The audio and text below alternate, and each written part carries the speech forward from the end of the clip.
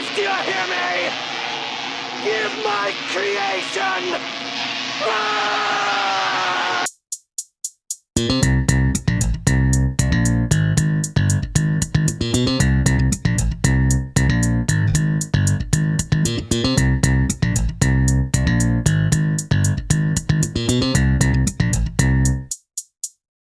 Guys, welcome to X versus Z, episode 16. I think that's right. Yeah, it is right. I'm Chris. I'm Morgan. And I'm X. I'm Z. And this week's movie is an interesting one because I remember when Morgan and I were first meeting, there was, obviously I have a greater breadth of knowledge of movies, which is also the premise of this show.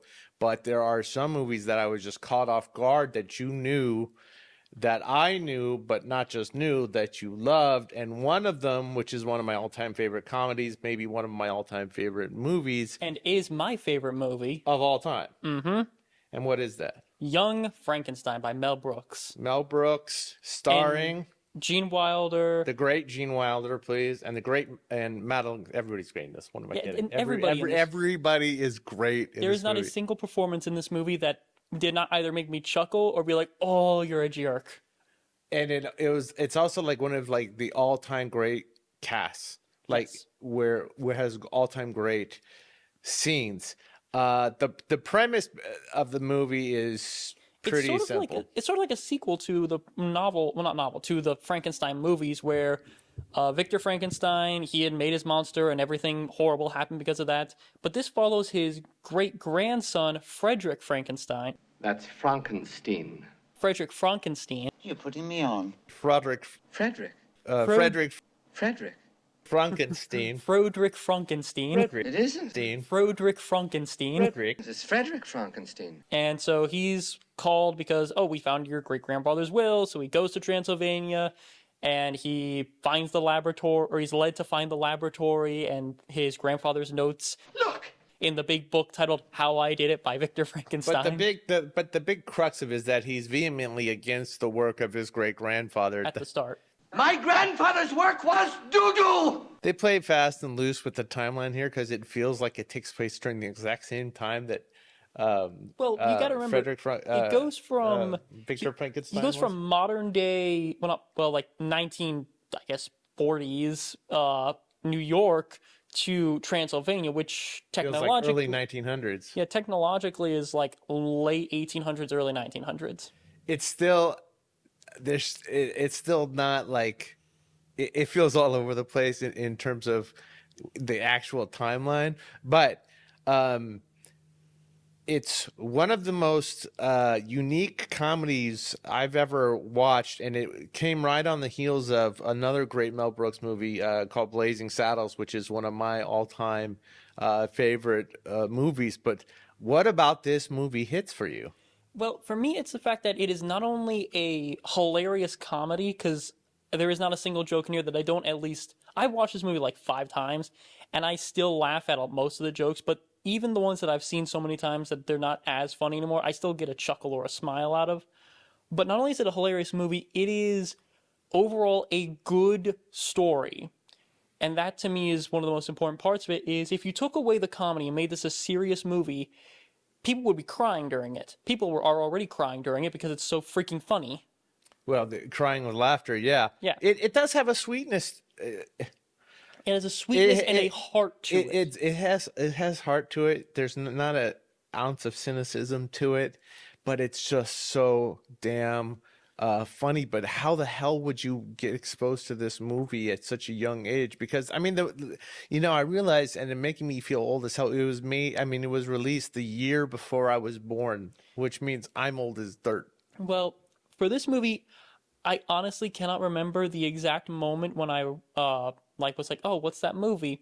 I think it was when I was 6 or 7 years old, and my mom was just watching this movie one day, and I think the part that I remember the most, or that I walked in on, was the part where it was where the monster first wakes up, and it's the charades bit of Give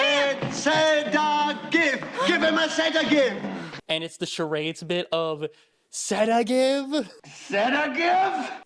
This movie begins and ends in my eyes like everybody in this cast is absolutely amazing, but for a 7-year-old, especially in modern times, what was it like introducing yourself to Gene Wilder? Had you ever did you see Willy Wonka before this? Absolutely. Okay, so this was not your first exposure to Gene Wilder. No, it was not. When I saw this movie, I'm like, that guy looks really familiar, but I didn't really put the dots together. That was, Willy Wonka until I was much older. But just watching even that one section, I don't think I watched much else of the movie. I think something came up, but that bit of the movie just stuck with me. Of just the shot of the monster sort of flailing black and white while that music. Well, I don't even think music was playing. I'm not sure. Yeah, that. Which I do want to bring up. That song, like the whole, the one that is played at the beginning and the end, is a perfect encapsulation of this film because it's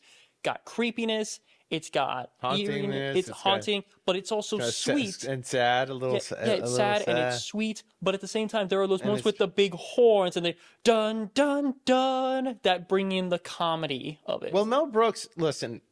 The thing about Mel Brooks is he said this is his best movie. I agree. And I believe him. My favorites are like this, Blazing Saddles, and History of the World Part 1. He actually did a Part 2, which is actually pretty funny. But he's a wonderful writer. He's a great comedic writer. But he's a wonderful director. And the work that he and Wilder did to make this is pretty astounding. But one of the provisions I know that for Gene Wilder to agree to make this movie was that he told Mel Brooks, you cannot be in it. Because Mel Brooks, from Gene Wilder's own recollection of it and telling of it, is that he has a tendency to break the fourth wall even if he's not trying to, like winking at the audience. Yeah. And you said something earlier which is really important, which is if you take the comedy out of this movie, you're going to be a serious movie. And I think Gene Wilder, because he's such a wonderful actor and he has such great sensibilities in terms of comedy, he knew that you could not make this a wink nudge, hey, yeah, we're making a spoof. I mean, I would hate I'm reticent to call it a spoof. I would say it's okay. Parody sort of has a bad connotation nowadays because you have scary movies and action movies and all those, which are I'm not to crap on anybody else's sense of humor, but they're very low brow of here's a poop joke, here's a fart joke, here's a sex joke, and a fat joke. There's no nuance to it. None at all. And there's no... Here's like 1,000 pop culture references slapping you in the face like a freaking train. Now, on a lot of those comedies, I feel like they are probably having fun when they make the movies. And I know they had a blast making this movie because Peter Boyle, everybody, even when they weren't scheduled to shoot, they would show up on set because they wanted to be part of the fun, the back and forth and playfulness of it. But one of the things that's really unique about this movie and why I don't think it could be made today, because of all the things you said, plus the fact that there's a very big difference between a big, broad comedy performance and a comedic, like a Jim Carrey in The Mask or, Dumb and Dumber or whatever, with these big, broad jokes, not just their poop jokes or goofy or whatever. And there's a place for that. It's that great comedic actors that can fill in those spaces between their lines, that they're not themselves the only ones that are waiting to say something funny. Their reactions.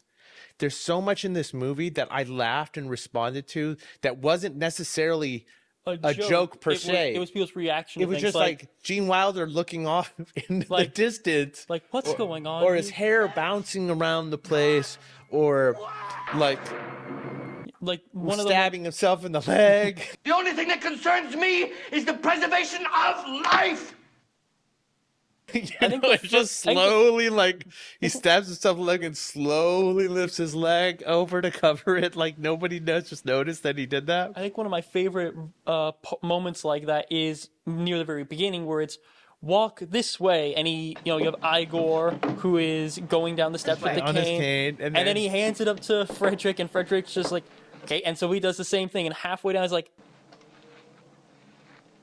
what am I doing? Yeah. And the thing is, it doesn't work unless Gene Wilder is delivering that little adjustments in the ridiculous of it. And look, this movie to me is it's there's layers of comedy that work. There are jokes that I noticed that you didn't. Like, for instance, Please tell me. Like two actually that I can bring up. One, and I'm going to go in order of where they show up, is if you pay attention to the leg area of the bed during his whole nightmare, where it's like, destiny, destiny. Yeah. If you pay attention to his legs, they're going freaking nuts. Like, it's not just, oh, the knee's going up and everything. Like, it looks like he's got two snakes just sort of flailing around underneath there. Yeah. It's hilarious. And then there's the part with the inspector where they're playing darts, and the inspector sort of cheats by making Frederick miss a shot. I missed this one. And you missed the fact that not only did he have flat tires on his car because the darts went out the window into the car, and hit the tires. but I think you also missed the fact that the guy who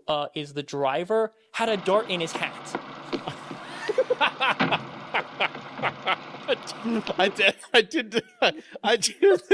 I didn't see that one.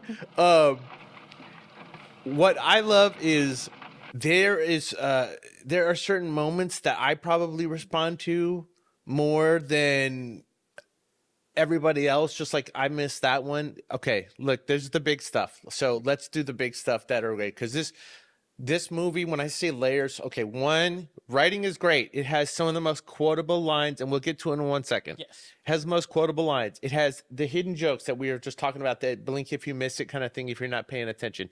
It has the reactions and back and forth. It has amazing chemistry between Marty Feldman, who, let's hold off on him for 1 second, Madeline Kahn, the amazing Teri Garr, who we recently lost. You would have an enormous Schwanzstücke. What a comedic, beautiful comedic actress. And it has, so it's like these little, like, crazy sight gags. So tell me, of the quotable lines in this movie, what are some of the most iconic and your favorite lines in the movie? Well, that's going to be very different for me because my family quotes this movie all the time. Anytime, someone's like, hey, put that down, instead of being like, put that down, my mom or my dad will say something like, put the candle back. What? The Marty Feldman one, he was like, I'll never forget my old dad. I remember what my father used to tell me. When these things would happen to him. What did he say? What the hell are you doing in the bathroom day and night? Why don't you get out of there? Give someone else a chance. Okay, let's bring in Madeline Kahn. Madeline Kahn is kind of like bookends this movie. She comes in the beginning and she has a whole moment where she's basically withholding sex from her husband and or her fiance, any physical contact. And there's so many things that were ad-libbed in that little sequence there that I loved. But so, like, that whole little sequence where he was like, every chance he gets, he's trying to kiss her, goes, I'm yours, all of me. What else can I say? My sweet love. The hair. And, like, not even holding her hand, 'cause, like, the nail. Ah, the nails. Oh. not on the lips. Darling, so alive. Not on the lips. And then they say goodbye like this. Like, they rub their elbows together.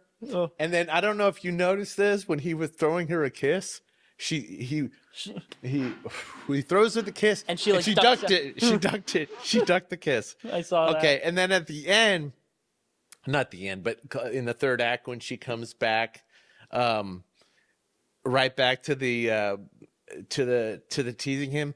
Look, I have a special appreciation for incredibly beautiful women, and to me, Madeline Kahn is like of women of the silver screen, especially. Oh my God, when I was a kid and about to enter puberty and saw Blazing Saddles, and I saw her in Blazing Saddles, yeah, my heart and other things were doing numbers to me. TMI. Yeah. Well, anyways, but you know what? She's so beautiful, but she's so damn funny. Listen, we always talk about what actors could have played this part. It's not always about who the actor is. It's about what is the chemistry. Yeah, And they just have amazing chemistry. They play off each other like they're playing ping pong. that's something about this movie that I will agree, if it was made today, it would feel different, because just everyone bounces off each other so well in this movie. Now give me a kiss and say goodnight. Like, just even the ad-lib moments, No tongues. and it's not even just the expressions they have, like when they first enter the laboratory and Igor is describing, Frederick says, "What a mess, this place is disgusting, blah blah blah," and he says, "Well, I don't know." A little paint, a few flowers, a couple of throw pillows. Inga just looking around like, you know what, yeah, I can see, like, she didn't say anything, but just her expression is like, I can see it too. Yeah, Teri Garr is wonderful in that. I love that part where he's like they get Peter Boyle, who plays the creature. Yes. He comes back and he's Gene Wilder's determined, or Dr. Frankenstein or Frankenstein. He's Frankenstein before the scene starts. He's Frankenstein at the end of it. Yes, and but he's going in where it's like, he was like, this is very important. No matter what you hear in there, no matter how cruelly I beg you, no matter how terribly I may scream, you must don't open this door no matter what I do. I must convince him that he is loved and all this. And as soon as the door shuts and the creature wakes up, he's like, let me out of here, get me the hell out of here. I'm not joking. Don't you know a joke when you hear one? Listen, you and I love this movie, but I don't think it works. Nah, that's a stupid thing to say. Comedy is very personal. Yes. And while I believe this is like one of the all-time great comedies and it's timeless, I don't know if it would resonate with today's younger audiences. I don't know why. I think some of the jokes would need to be rewritten, but just to have a bit more of a modern tinge to it. Oops. What would be the modern tinge? No, I mean, how would you make it a modern version? For one, I don't think they should ever remake this. Well, movie. I agree. Don't remake this movie at all. But I think, for instance, some of the show tunes, when they're first into the laboratory and they're looking at the heads that are 3 years dead, 2 years dead, 6 months dead, and then the freshly dead is Igor just chilling there, and then I've got nobody. Maybe change that to a different tune about headlessness or something like that, because that's all over the place. Let's talk about Marty Feldman for a second. I think he's one of the highlights of this movie. He is, and he gets some of the best. He gets some of the funniest jokes, and one of the things that he did in this movie that he didn't tell anybody he was going to do, and it ended up being one of the great jokes is, I don't know if you caught this, Sure, we'll get but along splendidly. Gene Wilder did. They kept it in the movie, but he starts out with the hump on his back, and what is it? It goes from one side. Well, real quick, the first thing he goes is I'm quite a brilliant physician. I could help you with that hump. What hump? But it changes. It changes from one side, and he didn't even tell anybody. He just decided to do it in the movie, and without telling Mel Brooks, and Mel Brooks loved it and kept it. They said he was a delight on set, and I just love the fact that Marty Feldman, there's literally nobody else that would bring the same kind of energy and humor and weirdness to this as he did, and I just want to give him props for that. One of the things that I love is when the monster gets loose. There are a lot of wonderful scenes in this movie, but two of my favorites, and listen, so much of his performance, Peter Boyle's? Thank you. Peter Boyle's performance is unspoken. He doesn't get really lines until the end. He just grunts and groans, just. Well, you say he just grunts and groans, but the facial expressions on him are. Well, I meant in terms of vocally, but what you said there of the facial expressions and everything, like the makeup, I think all they did was paint most of his face blue and put a few prosthetics on him, but mostly I think that's just his face. And I think that works very much to this movie's advantage is just how well he is able to emote with just his face. Even when he's playing a simple creature, he still has these very expressive faces. And even some of his screams Which of also translate for really great jokes. oh, absolutely. Okay, go ahead. Like, Do you remember the one with the girl? where she's like, what are we going to throw in now? What shall we throw in now? He has this, like, He kind of like breaks the fourth wall he a little slowly bit. looks at the camera and He's then... raises an eyebrow. That's one of those moments I laugh out loud. But one of my favorite scenes in the whole movie is the very next scene. The blind hermit. The blind hermit, and I can't believe you didn't know who the hell that was. It's been a long time since I've seen Superman, and a long time since... Well, it hasn't been that long since I watched this movie, but the last time I watched this movie was someone who I don't think really appreciated the comedy in it. Not because they found it, offensive or anything. It just wasn't their type of humor. So Okay, that was probably somebody you were dating or a friend or whatever. it was someone I was dating. And was it a litmus test for whether or not you could see yourself with them?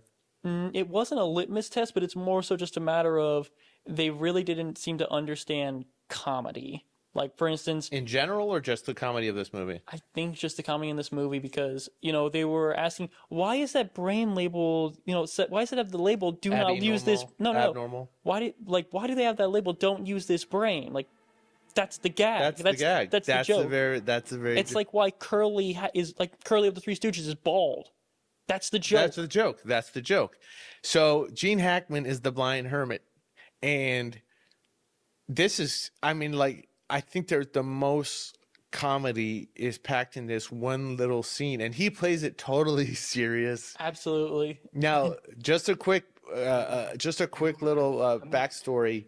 The reason why Gene Hackman is in this movie, he has probably one of the all-time greatest lines in this movie, if not ever, and it was ad-libbed. At the very end? Hold it. I'll let you tell what it is. But he played tennis with Gene Wilder. Okay. And he was like, he goes, so what are you working on now? And he goes, well, Mel and I, because he was just coming off Blazing Saddles. Gene knew this.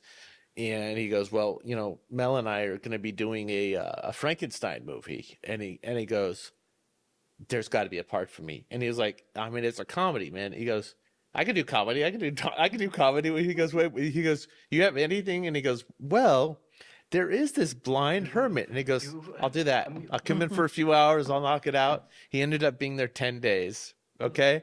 But to me, God, it's gold. It's probably one of the funniest scenes in the movie. It's also Peter. Both of them shine. Both Peter Boyle and he shine in it. Yes. So it's like there's like 3 or 4 jokes. Yeah, there's 3 main jokes. There's a bunch of little ones in it. Like, for instance, the main jokes is he's like, oh, have some soup. And he's trying to put it in the bowl. The creature is like, no, put it in the bowl, and just like, it's dumped in his lap twice. Dumped in his lap. Then there was the drink. Yes, where it's like, oh, he's got a drink, and A toast. instead of just a light tink, he crushes the creature's cup. Well, here's the thing. The thing about that joke that really works for me is when Peter Boyle as the creature just goes, his reaction is like, Now for a little surprise. and then the cigars, which to me was probably the funniest joke, Cigars. especially when I first saw it. Of don't inhale until the tip glows, because the hermit lights his cigar, then goes to light the creature's cigar. and he lights his. He lights his thumb up, and you can he's see him like- be like, okay, glowing. And he has the perfect Tom and Jerry scream when his thumb is on fire. I loved it. And then he goes storming out of the cottage. And what's the line? Where are you going? I was gonna make espresso. I was gonna make espresso. Okay, And if you really listen, I think you can actually hear someone on set laughing at that. okay. Now if you watch that scene, they immediately fade to black right after he says it. The reason is because everybody on the set, he just ad-libbed that, and he couldn't repeat the joke without laughing after that. He just threw it in there, and it just caught everybody off guard that they had to do a quick fade to black just because of the audio was like picked up everybody's laughter. Now I'm gonna rewatch it just to see just to hear the little Laugh at the end. laugh at the end. Okay, well we haven't talked about the wonderful Cloris Leachman, who has one of the best running jokes in the whole movie, which is Frau Blucher. I gotta talk about. There's this one image online that's hilarious. Okay. That's easy to find because there was a glitch on Netflix's audio when it had Young Frankenstein and Lilo and Stitch, where they and Lilo and Stitch, because the subtitles somehow got swapped. So there was a section where when in the Lilo and Stitch, how does it get swapped? I don't know, it was a glitch or a mistake. So when there was a scene where Stitch puts his finger on the record player and opens his mouth and you can hear it through him because he's a weird alien. Instead, it was the deranged neighing subtitle for that part. Oh, that's awesome. And then I don't know if this was actually how it was or where it lines up in the movie, but there was a part where someone put the subtitles of Ohana means family when Frederick is comforting the monster in that cell. Oh, that's kind of it's weird adorable and sweet. hilarious. That is adorable. But the running joke where every time they say her name, there's a hoarse neigh. Yeah, the deranged neighing. What Mel Brooks told Cloris was, didn't end up being true, but he just told her that I always have trouble saying her Frau name. Blucher? That Blucher in German means glue, and they were responding that. That can't be true. Oh, dude, I know we're trying not to do too many tangents, but let me just do a quick glue joke. Horse glue joke. When my niece was a little girl, she badly wanted a unicorn for Christmas, like a stuffed unicorn. No. Okay, and my brother, who goes overboard with everything, got her a giant stuffed unicorn, right? Aww. And she was like 4 or 5 years old, and I whispered in her ear, Robin, go out to the family room and say this line, right? And she goes, drags the unicorn out. And she says, "Hey, everybody, we're going to the glue factory." Oh no! Oh God, you're awful. I love being an uncle, dude. I loved messing with their minds, and at some point, I would love to show my my niece this movie. By the way, what's Cloris Leachman's line? My favorite line. Oh, when she's down there, and he's like, "That means You played that music in the middle of the night. Yes. To get us into the laboratory. Yes! He was my He was my boyfriend! I love this movie. I love everybody in this movie. I even love Kenneth Mars, plays the inspector. Kemp. What's that? Inspector Kemp. Thank you. With the mechanical arm And the missing eye, but the monocle on the eye patch. That's one of the best sight gags. It's the Zing! Hi-yo! Hi-yo! That's some comedy jujitsu there. It's a double pun. I love it. Double pun. A pun is a double pun. No. It does have a double meaning. No, it's a pun in two different ways. What are the two different ways? He has a missing eye and a monocle on his eye, so it is a sight gag. Oh my God. I didn't see that one coming. Hey-yo! Ow. Sorry. I'm like kicking butt today with the puns. I'm punishing you. Don't. I won't. I'm not going to. I think this is one of the funniest scripts ever. Who's your MVP of this whole thing? Oh, God. Okay, I'm going to say, in terms of just overall comedy, definitely Igor, we were just saying his name and I'm brain farting on it. I hate that. Marty Feldman. Marty Feldman, yes. In terms of comedy, him. But in terms of just acting in general, was absolutely Gene Wilder. I have always wanted the chance to just belt out his "It's alive!" It's alive! It's alive! Because it's so manic and triumphant and just, like, shocked at the same time. I love it. Okay, what's your favorite scene? Okay, in terms of comedy, putting on the Ritz.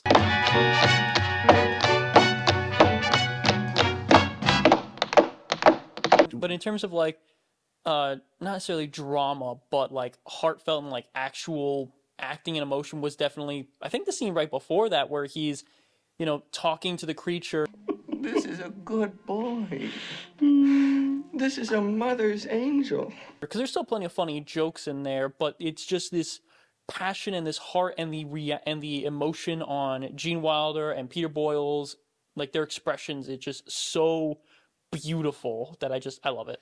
And I want the world to know, once and for all, and without any shame, that we love him. We would be remiss if we didn't talk a little bit about the technical components of this movie. He was mentioned in the credits multiple times that they got the actual like sets and some of the actual props from the original Frankenstein movies. Yes, and he the guy who did it, his name was Kenneth Strickfaden. He was still alive, and he had the sets. It's amazing, but he didn't get credit apparently on the original Frankenstein movie.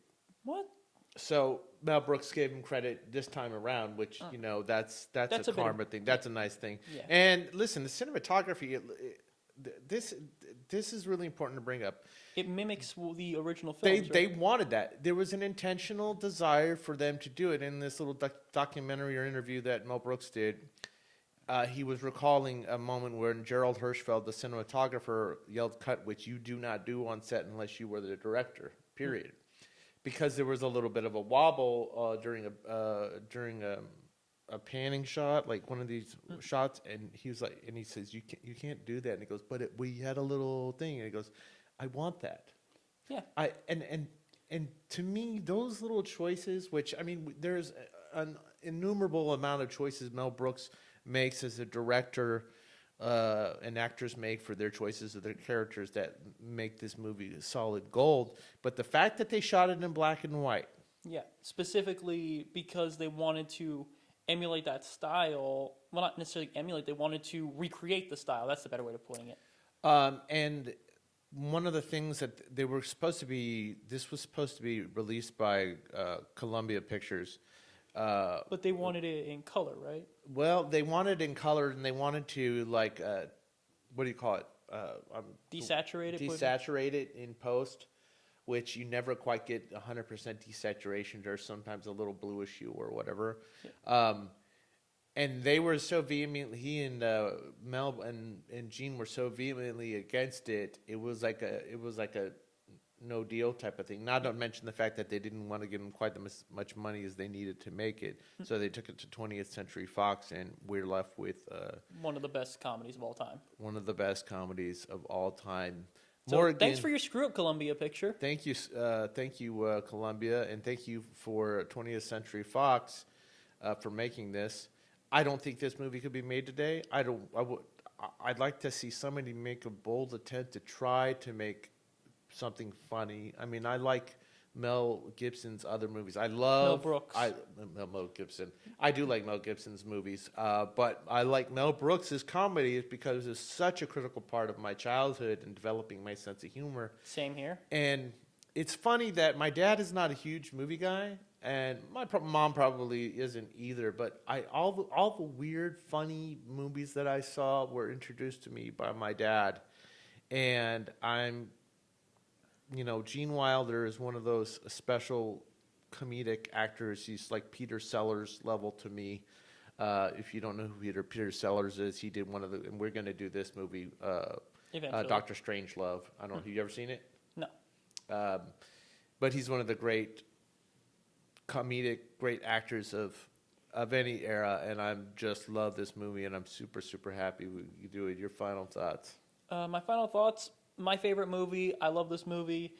I'm not going to say everyone has to watch it. Everyone needs to enjoy it. And I don't think it necessarily is for everyone, but It really I don't know. Isn't, I don't know. Some people's senses of humor are just very different. Like, for instance, some people will watch those modern spoof parody movies, and they'll laugh their butts off because it's nothing but pop culture references and, huge, massive, over-the-top, look at this joke. And the subtle ones fall by the wayside. But this one is filled with really subtle gags and, again, has a lot of heart.